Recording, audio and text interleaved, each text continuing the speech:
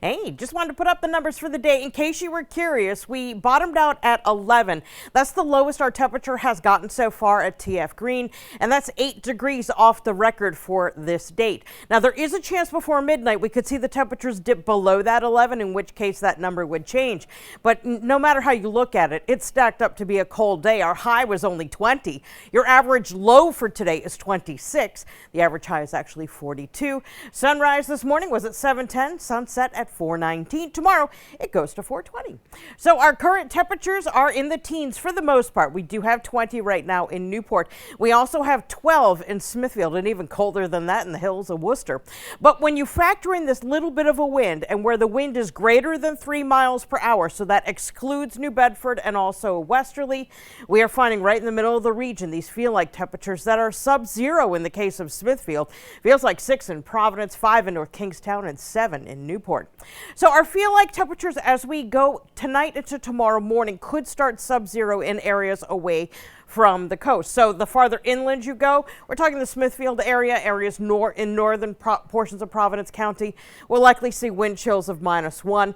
This is what it will feel like at 6 a.m. We're talking 3 in Providence, 2 in Westerly, and possibly 2 degrees below zero in Newport.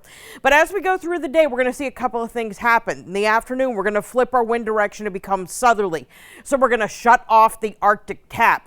Temperatures are going to improve from there, but it's going to be a slow climb from that point. So where we are now, high pressure's off to our west. Air is going around this high in a clockwise manner, bringing in air right from the heart of Canada. But as the high slides by, flips that wind direction to the south, and then we start to bring in some milder air. Now keep in mind, the air to the south of us isn't much warmer, but at least it shuts off the Arctic tap.